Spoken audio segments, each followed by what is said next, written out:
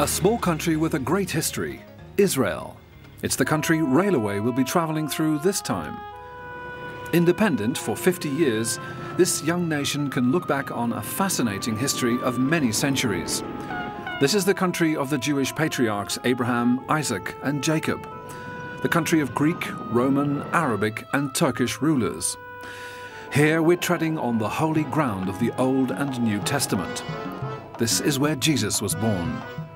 On the way to his crucifixion, he made his final footsteps on this very same Via Dolorosa. Israel is the country where the presence of memories of times past is still tangible.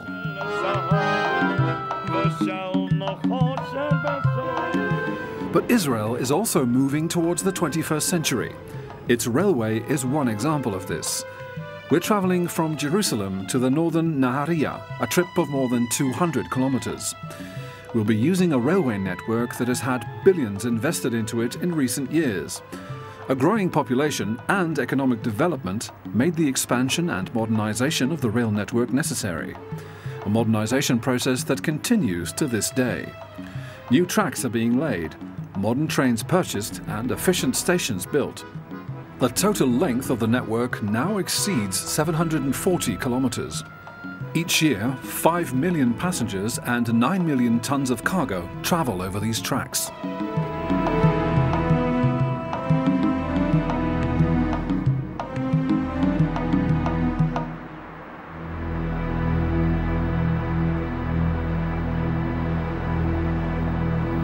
With the development of the railway, the government is hoping that more and more people will choose the train over the car. A smooth-running railway network is the country's solution to a problem plaguing every developed country: lengthy traffic jams between cities and surrounding suburbs.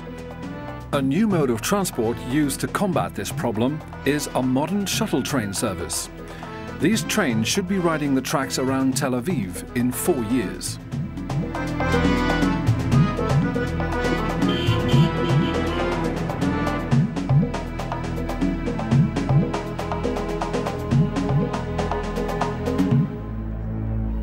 Jerusalem, capital of Israel and holy city for Jews, Muslims and Christians. Countless spectacular monuments are spread throughout the city and are reminders of the past, such as this Maria Magdalena church on the Olive Hill and the Church of All Nations.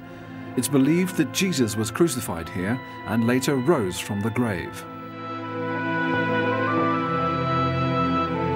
8 entrance gates lead to the old city of Jerusalem, which is entirely surrounded by fortress walls.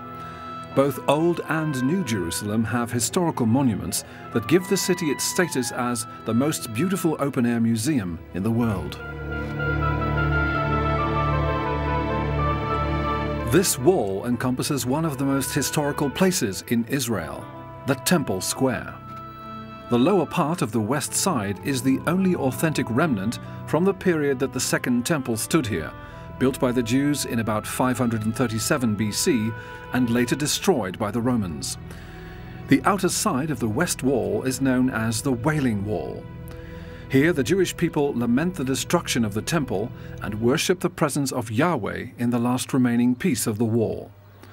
The Wailing Wall is the symbol of the Jewish identity and the holiest place of prayer for practicing Jews.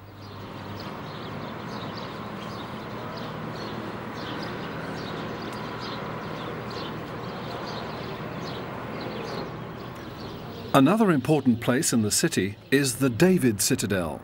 Situated on the intersection between Old and New Jerusalem, it's the symbol of the more than 3,000-year-old history of the city. The Syrians, Romans, Mamelukes and Turks settled here consecutively. With the end of the Turkish era, the settlement fell into ruin until the turn of the century, when the English Mandate government decided to restore it. Formerly a military stronghold, the citadel is now an important cultural center as it houses the Museum of the History of Jerusalem.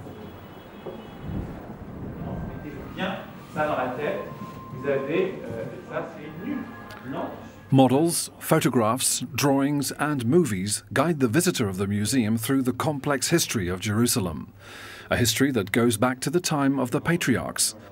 When Ben-Gurion declared Israel an independent nation in 1948, an end came to the periods of domination. Unfortunately, the battle hasn't come to an end. The Palestine-Israeli issue continues to be headline news worldwide almost every day.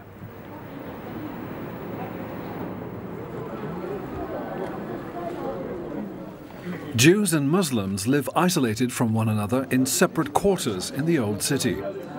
Christians and Armenians too have their own quarters. In each quarter we come across another world. The hearts of different cultures beat here, each one with its own unique atmosphere. The Jewish quarter is an example of splendid renovation work. The quarter was destroyed during the War for Independence in 1948 when Jordanian troops occupied the old city. In the Six-Day War in 1967, the Israelis recaptured the area. The Jews returned and rebuilt their quarter in traditional style.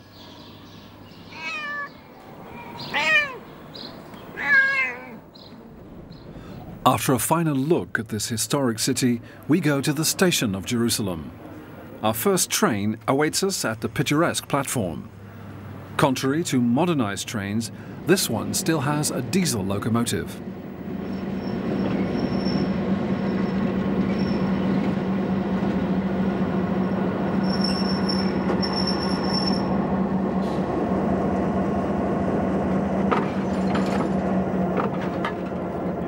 The locomotive is hitched, all passengers are on board, the colourful train is ready for departure.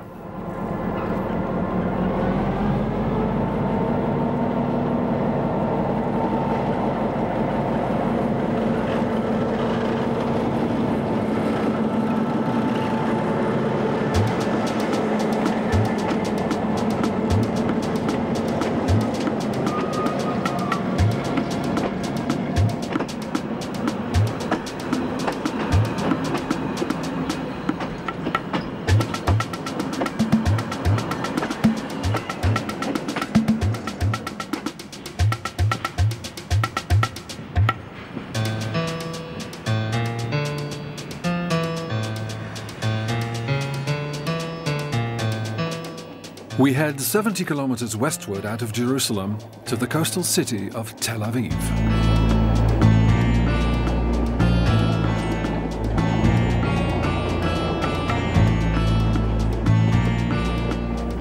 We travel over the tracks where more than 100 years ago, Israel's very first train rode. In 1892, the railway tracks were finished between Jerusalem and Jaffa, now part of Tel Aviv, but at the time a major seaport. With the arrival of the train, the travel time between the two cities was shortened from 3 days to 3 hours. The railway track was the beginning of a new era and greatly contributed to the development of Jerusalem and new communities along the route.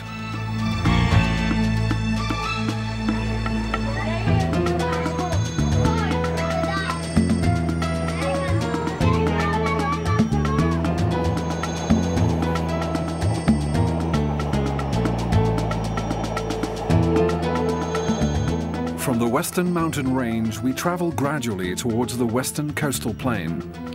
This is the area where most of the inhabitants of Israel live. In this fertile region, 200 kilometers long and 20 kilometers wide, about 80% of all industrial and agricultural activities are located. The famous Jaffa oranges come from here.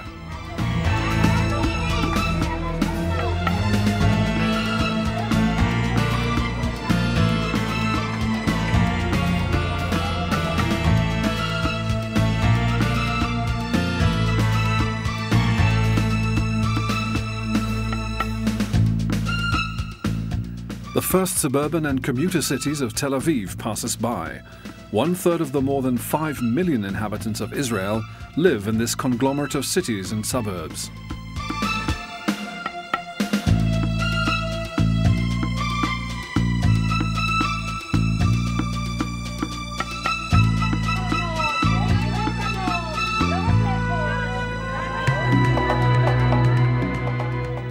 This group of school children already proceeds to the train exit. We arrive at the station of Tel Aviv.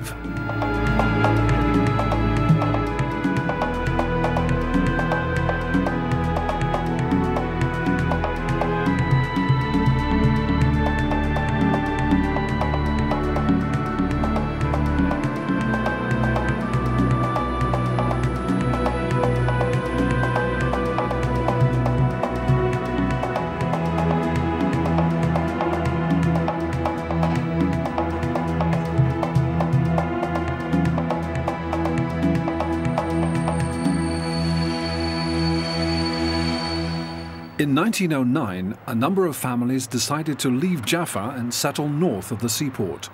They named their new settlement Tel Aviv, Hill of the Spring. Almost a century later, Tel Aviv is the biggest city of Israel. It's the economic, financial, and commercial heart of the nation.